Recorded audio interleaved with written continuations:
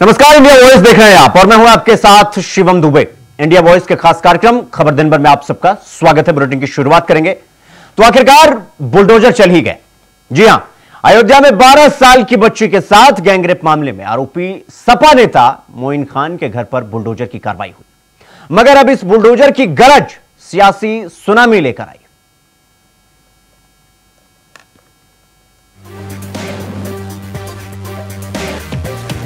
तो आखिरकार बुलडोजर चल ही गया। अयोध्या में 12 साल की बच्ची के साथ गैंगरेप के मामले में आरोपी मोइन खान की बेकरी पर बुलडोजर खूब गरजा। जिला प्रशासन ने उसकी बेकरी को जमीन दोस्त कर दिया, मगर अब इस बुलडोजर की गरज सियासी सुनामी लेकर आई है, क्योंकि पीडीए का राग गाने वाली समाजवादी पार्टी अब अयोध्या के गैंगरेप मामले पर चुप्पी साधे हुए है। अयोध्या में दलित की 12 साल की बेटी से हुए गैंगरेप का मामला अब सियासी सुर्खियां बन रहा है। इस मामले पर योगी सरकार एक्शन मोड में है। आपको बता दें कि बच्ची के साथ इसी बेकरी में गैंगरेप का आरोप है। समाजवादी पार्टी के नेता मोइन खान समाजवादी पार्टी सांसद अवधेश प्रसाद के करीबी माने जाते हैं। वहीं इस मामले पर अखिलेश यादव ने भी ट्वीट कर सियासी नई धुन छेड़ी है। देखिए अखिलेश यादव ने क्या लिखा। मीडिया पर पोस्ट करते हुए अखिलेश यादव ने लिखा कि कुकृत्य के मामले में जिन पर भी आरोप लगा है उनका डीएनए टेस्ट करवाकर इंसाफ का रास्ता निकाला जाए, न कि केवल आरोप लगाकर सियासत की जाए। जो भी दोषी हो उसे कानून के हिसाब से पूरी सजा दी जाए, लेकिन अगर डीएनए टेस्ट के बाद आरोप झूठे साबित हों तो सरकार के संलिप्त अधिकारियों को भी न बख्शा जाए। यही न्याय की मांग है। वहीं सीएम योगी ने पहले ही साफ कर दिया था कि गैंगरेप के आरोपी को बख्शा नहीं जाएगा। नहीं, समाजवादी पार्टी के सांसद से कनेक्शन को लेकर भी योगी ने सवाल उठाए थे। वहीं दूसरी ओर ऐसे अपराधियों को माल की जगह गोली से जवाब देने की बात भी योगी आदित्यनाथ ने कही थी। अयोध्या का यह मामला है जिसमें अयोध्या में मोइन खान जो समाजवादी पार्टी का नेता है, अयोध्या के सांसद की टीम का सदस्य है, 12 वर्षीय एक नाबालिग बच्ची के साथ दुष्कर्म का कृत्य में शामिल पाया गया। अभी तक समाजवादी पार्टी ने उसके खिलाफ कार्रवाई नहीं की है। मैं ये नहीं समझ पा रहा हूं कि ये सब क्या है। अब क्या ये कोई समाजवादी पार्टी ना बोले? आपका एक्टिव मेंबर है, आपके सांसद के साथ बैठ रहा है, खा रहा है, उनके साथ चल रहा है, लेकिन इस प्रकार के, और यह अति पिछड़ी जाति से जुड़े हुए एक बालिका से जुड़ा हुआ मामला है, और इस प्रकार की घटिया हरकत में वह लिप्त है, लेकिन तब भी उसको हल्केपन से उड़ाने का काम होता, यानी हल्केपन से लेने का काम होता है। और इस प्रकार के अपराधियों को आप कहते हैं साहब गोली मार रहे हैं, क्या माला पहनाएंगे क्या? वैसे तो सीएम योगी पहले ही महिला सुरक्षा को लेकर गंभीरता दिखा चुके हैं, लेकिन अब इस मामले को लेकर एक्शन सियासी सुर्खियां बन रहा है। निषाद पार्टी के अध्यक्ष संजय निषाद ने भी अयोध्या पहुंचकर पीड़ित परिवार की बच्ची से मुलाकात की और पीड़ित परिजनों को हर संभव मदद का आश्वासन दिया है। मैं आज के दिन में पीड़िता के न्याय दिलाने के लिए मैंने सदन में आवाज उठाई। जैसे मेरे समाज के लोग, मेरी पार्टी के लोग जिस दिन पता चला उसी दिन से खड़े हैं, और अंतिम तक जब तक उसे फांसी पर नहीं लटका देंगे तब तक डॉक्टर संजय उसके लिए लड़ाई लड़ेंगे। आज मैं सदन में आवाज़ उठाया। मैं मुख्यमंत्री जी को धन्यवाद दूंगा कि उन्होंने मेरी आवाज़ को सदन में इस ढंग से उठाया और कार्रवाई की। वो लोग जेल गए और आज उनके ऊपर और कार्रवाई। इस मामले में पुलिस ने 2 और समाजवादी पार्टी के नेताओं के साथ 3 पर एफआईआर दर्ज की है। अयोध्या गैंगरेप कांड में समाजवादी पार्टी के नेता मुख्य आरोपी है और सपा सांसद अवधेश प्रसाद का करीबी है। ऐसे में सियासी सवाल उठ रहे हैं। समाजवादी पार्टी के बागी विधायक अभय सिंह ने आरोप लगाया और पीडीए पर ही सवाल खड़े कर दिए। अयोध्या में 12 साल की बच्ची के साथ गैंगरेप होता है। आरोपी बच्ची का अश्लील वीडियो बनता है और फिर लंबे समय के बाद उसे ब्लैकमेल कर घिनौनी हरकत की जाती है।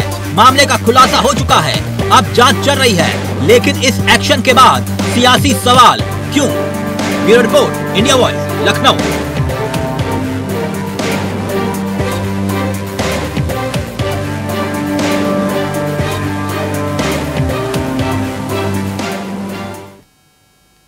तो वहीं अयोध्या में 12 साल की बच्ची से गैंगरेप मामले में समाजवादी पार्टी भी बुरी तरह से घिर गई।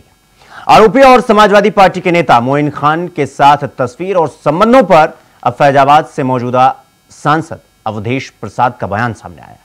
समाजवादी पार्टी के सांसद ने कहा कि मैंने आरोपी से कभी भी किसी तरह की मदद नहीं ली है।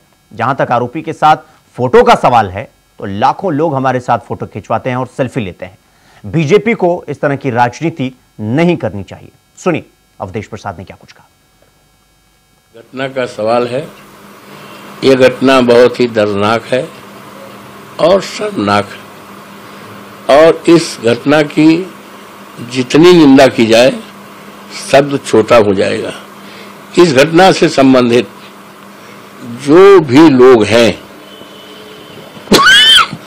उनकी विवेचना की जाए, सत्य का पता लगाया जाए, और जो भी दोषी हो कानून के हवाले रखकर उनके खिलाफ जो भी कानून सजा देता है सख्ती के साथ उनके खिलाफ कार्रवाई होनी चाहिए जिनका इन्वॉल्वमेंट है।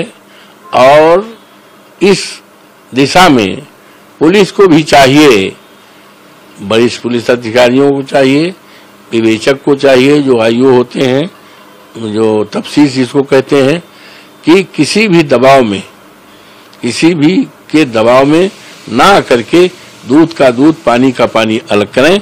और जहां तक पीड़िता का सवाल है, पीड़िता के साथ हमारी पार्टी, हम लोग पूरी तरह से खड़े हैं, उसको न्याय दिलाने के लिए पूरी तरह से खड़े हैं, उसमें कहीं शक शुबा के सवाल नहीं। आज अफसोस के साथ कहना पड़ रहा है कि भारतीय जनता पार्टी इस पर राजनीति कर रही है। मेरा विनम्रता पूर्वक ऐसे लोगों से निवेदन है कि ये राजनीति का मोमेंट नहीं है, ये पॉलिटिक्स का नहीं है, संवेदना का है, दर्दनाक घटना है, उसको न्याय दिलाने में लगे और जो भी दोषी है उसके खिलाफ कार्रवाई की जाए, इनोसेंट को फंसाया न जाए, और इसको और अच्छा आने के लिए डीएनए टेस्ट लगा लिया जाए, डीएनए टेस्ट करा लिया जाए। जो टेस्ट की बात तो अभी अखिलेश यादव ने भी करी है, समाजवादी की जाए, उसको आर्थिक सहायता की जाए, और समाजवादी पार्टी पूरी तरफ से उस पीड़िता के साथ, उस परिवार के साथ पूरी मुस्तैदी के साथ खड़ी है। उसमें कहीं शंका का, शक का कोई आधार नहीं है। भारतीय जनता पार्टी के पास कोई काम तो है नहीं। आज बड़े बड़े सवाल हैं देश के सामने, महंगाई का है, युवाओं का रोजगार का है, और अभी लखनऊ में एक मोटरसाइकिल से, स्कूटर से एक आदमी एक महिला को लेकर जा रहा था, पानी बहुत भरा था और गिर गया, और कुछ लोग चिल्ला रही हैं हमें बचाओ बचाओ, बल्कि उसके ऊपर छींटे मारे जा रहे हैं, कम से कम 15-20 लोग। और माननीय हमारे मुख्यमंत्री जी ने केवल 2 नाम लिया, एक यादव का और एक मुस्लिम का, तो ये, और उसके बाद उसमें 15-16 ऐसे लोग हैं, करीब करीब प्रत्येक जाति के लोग हैं। तो कल जो अपराधी होता है उसका कोई जाति नहीं होती है। मेरा तो 45 साल की राजनीति है, मैं कभी भी जिसका अपराध से जरा कोई रिश्ता रहा हो, नजदीकी रहा हो, उसको अपने पास फटकने नहीं दिया, उससे किसी प्रकार का सहायता नहीं लिया। जहां तक तस्वीर का सवाल है, हम लोग राजनीति करते हैं, चुनाव जीतने के बाद और चुनाव दरमियान में लाखों लाख लोगों ने हमारे पास वो खिंचाया, यहां तक सेल्फी लेते हैं, लड़के जो है सेल्फी ले लेते हैं। और मैं दिल्ली में जब से हूं, रोजाना आप आकर देखो, कम से कम 500 लोग फोटो खिंचाते हैं। बाहर के लोग, कोई महाराष्ट्र का है, कोई राजस्थान का है, कोई मुरादाबाद का है, कोई जो है बिहार का है। हमारा जन्मदिवस 31 को था, तमाम लोग आए बुक्के लेकर के, फोटो खिंचाए। और कुछ लोग कहते हैं हमारे सिर पे हाथ दे लीजिए, कुछ कहते हैं हमारे कंधे पर हाथ दे दीजिए। अब आप बताओ, अभी कल हवाई अड्डे पे आए, कम से कम 20 लोगों ने कहा हम फोटो, तो फोटो का जहां तक सवाल है, अगर फोटो की बात की जाए तो बड़े बड़े नेता, बड़े बड़े ओहदे पर रहने वाले सब पोल पट्टी खुल जाएगी, लेकिन फोटो को कोई नकार नहीं सकता, चाहे हम हो, चाहे आप हो, चाहे कोई भी पद ओहदा वाला हो। फोटो का कोई हम कैसे मना कर सकते बताइए।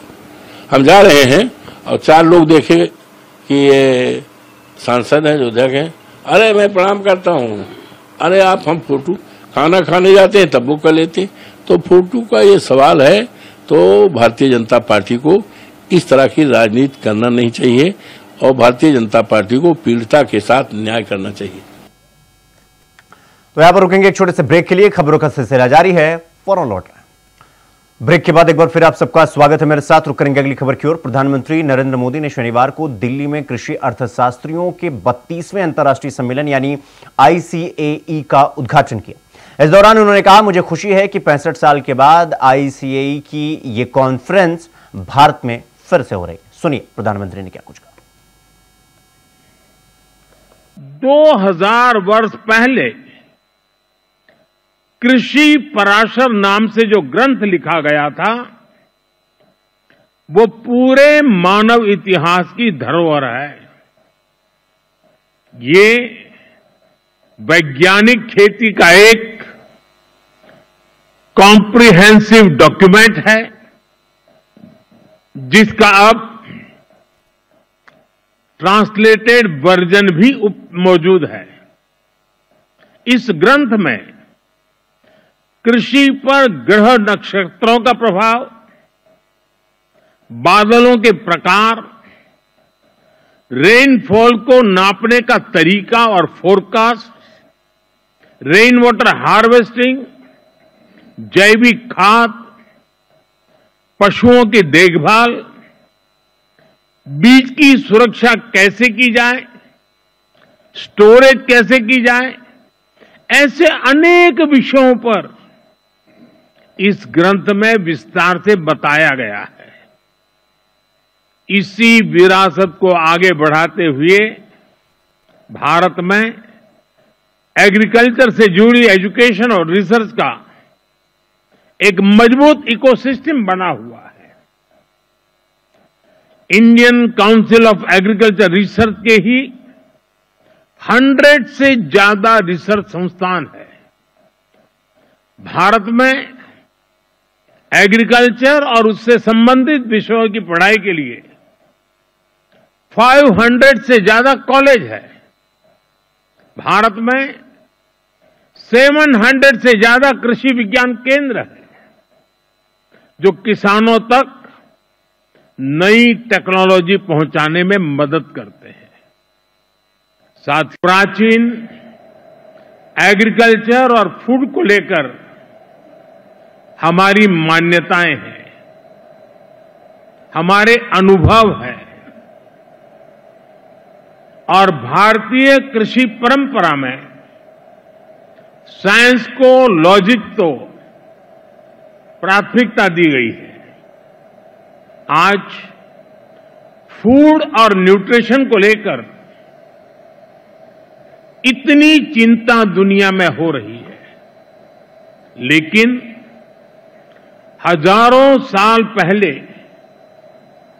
हमारे ग्रंथों में कहा गया है, अन्नम ही भूतानाम ज्येष्ठम तस्मात् सर्वौषधम उच्यते, अर्थात सभी पदार्थों में अन्न श्रेष्ठ है, इसलिए अन्न को सभी औषधियों का स्वरूप, उनका मूल कहा गया है। हमारे अन्न को औषधीय प्रभावों के साथ इस्तेमाल करने का पूरा आयुर्वेद विज्ञान है। ये पारंपरिक नॉलेज सिस्टम भारत के समाज जीवन का हिस्सा है। फ्रेंड्स, लाइफ और फूड को लेकर ये हजारों वर्ष पहले का भारतीय विजन बनाती है। फ्रेंड्स, पिछली बार जब ICAE की कॉन्फ्रेंस यहां हुई थी तो भारत को उस समय नई नई आजादी मिली थी। वो भारत की फूड सिक्योरिटी को लेकर, भारत की एग्रीकल्चर को लेकर एक चैलेंजिंग टाइम था। आज भारत एक फूड सरप्लस देश है। आज भारत दूध, दाल और मसालों का सबसे बड़ा प्रोड्यूसर है। Bharat food grain, fruits, vegetable, cotton, sugar, T, framed fish, इनका दूसरा सबसे बड़ा प्रोड्यूसर है। एक वो समय था जब भारत की फूड सिक्योरिटी दुनिया की चिंता का विषय था। एक आज का समय है जब Bharat global food security, global nutrition security, इसके सॉल्यूशन देने में जुटा है।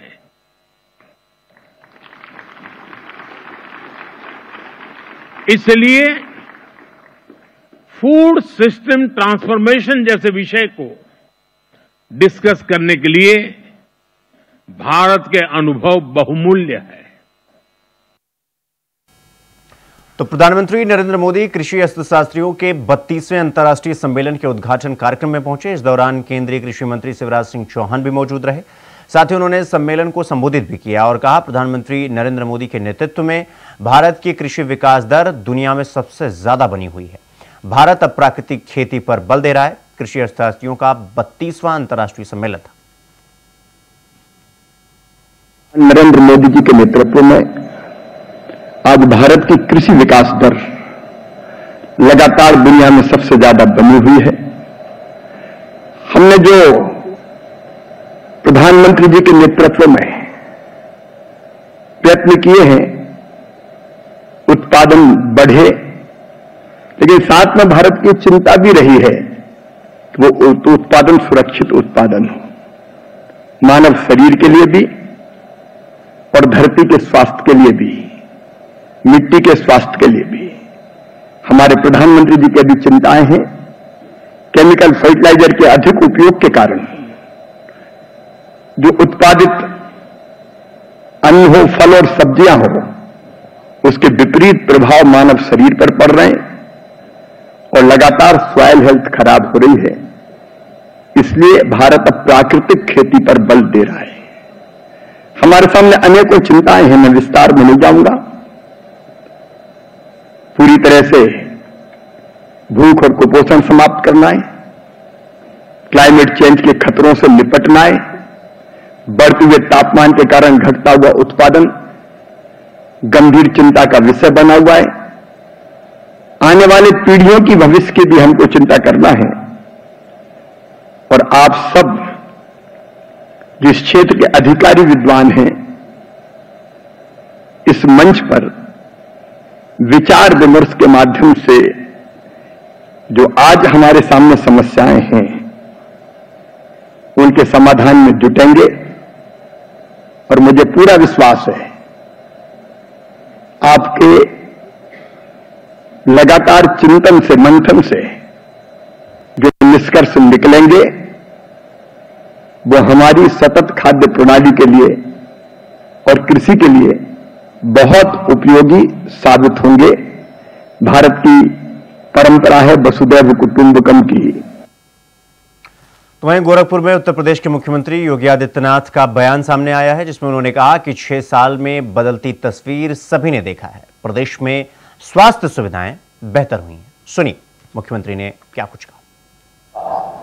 यहाँ का पैरामेडिक्स मेहनत करता था, मैं सचमुच उनका अभिनंदन करूंगा। संसाधनों के अभाव में उन्होंने यहाँ पे इंसेफ्लाइटिस से बहुत लोगों की जान बचाई।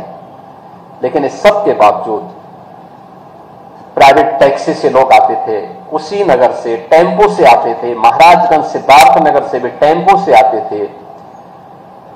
और पिछले 6 वर्ष के अंदर आपने बदलती हुई तस्वीर देखा है। मैं आज देख रहा था, मैं पूरे आंकड़े इकट्ठे कर रहा था, कुल 40 पेशेंट अब तक इंसेफ्लाइटिस के आए हैं, कोई कैजुअलिटी नहीं है।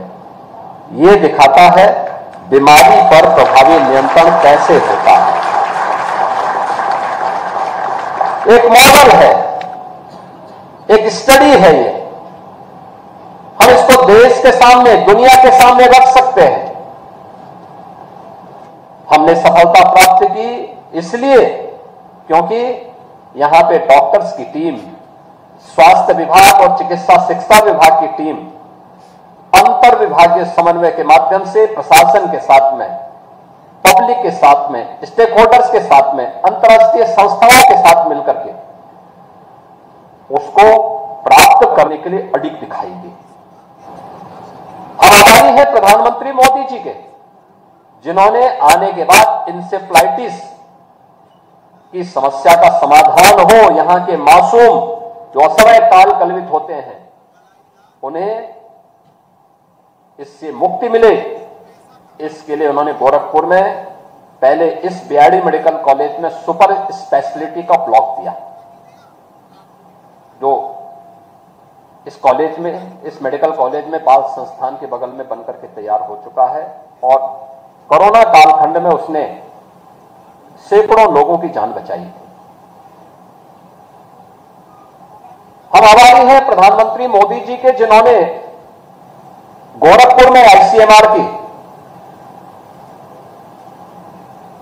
रीजनल वायरोलॉजी सेंटर यहां पर स्थापित किया और एनआईवी पुणे के बाद बीआरडी मेडिकल कॉलेज अकेला गवर्नमेंट मेडिकल कॉलेज है, स्टेट गवर्नमेंट का, जहां पर इस प्रकार का केंद्र संचालित है, वह है बीआरडी मेडिकल कॉलेज। मैं चाहूंगा आप लोगों को जाना चाहिए, कभी विजिट करना चाहिए, वहां पे देखना चाहिए क्या कार्य पद्धति है, कैसे हम इसके माध्यम से एक बड़ी मात्रा में सेवा कर सकते हैं। और हम आभारी हैं मोदी जी के, जिन्होंने 2016 में गोरखपुर और पूर्वी उत्तर प्रदेश की आवश्यकता को ध्यान में रख करके एम्स गोरखपुर के लिए स्वीकृत किया और एम्स चालू हो चुका है। और मैं यहीं से कहता हूं कि बीआरडी मेडिकल कॉलेज हमारा पुराना मेडिकल कॉलेज है और बीआरडी मेडिकल कॉलेज, मैं अभी पेशेंट से बात कर रहा था, कोई महाराजगंज से था, कोई कुशीनगर से था, कोई देवरिया से था, कोई बस्ती से था, कोई बिहार से था, कोई नेपाल से था, एक पेशेंट गोरखपुर का भी था। मैंने उन लोगों से पूछा, मैंने कभी मेडिकल कॉलेज हमारा सिद्धार्थनगर में भी चालू हो चुका है, देवरिया में भी चालू हो चुका है, बस्ती में भी चालू हो चुका है। वहीं आगरा में इंडिया वॉइस की खबर का बड़ा असर देखने को मिला है, जहां प्रेमी इंस्पेक्टर अपनी प्रेमिका महिला इंस्पेक्टर से मिलने पहुंचा था। इसकी भनक प्रेमी के घर वालों को लग गई और इसके बाद दोनों को पकड़कर जमकर पिटाई की। महिला इंस्पेक्टर और उसका बॉयफ्रेंड खुद को बचाने के लिए धक्का मुक्की करते हुए नजर आए, लेकिन लोगों ने प्रेमी के कपड़े फाड़ दिए और कई थप्पड़ मारे। अब इंडिया वॉइस पर खबर चलने के बाद पुलिस कमिश्नर ने कार्रवाई करते हुए महिला इंस्पेक्टर शैली राणा को सस्पेंड कर दिया है।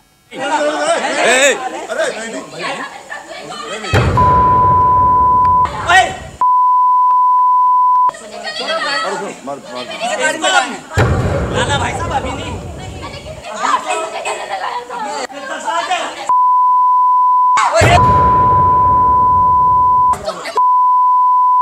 तू क्या भी ना 10 लाख दूंगा।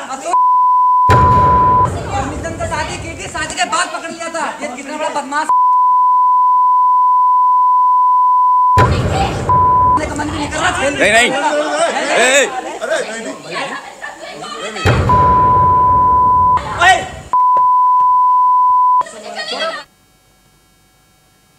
तो खबर दिन भर में फिलहाल अभी के लिए बस इतना ही। देश और दुनिया की तमाम खबरों को देखने के लिए देखते रहिए इंडिया वॉइस। नमस्कार।